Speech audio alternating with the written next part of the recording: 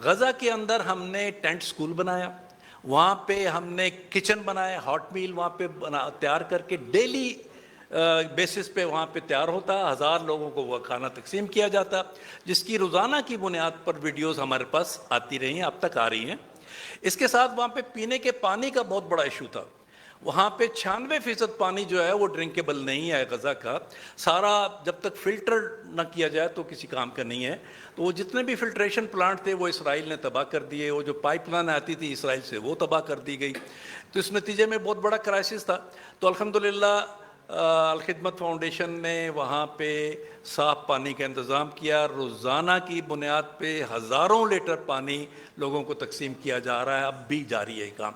तो स्कूल भी चल रहे हैं, 8 मील्स भी चल रहे हैं और ये साथ में आपके साफ़ पानी भी चल रहा है।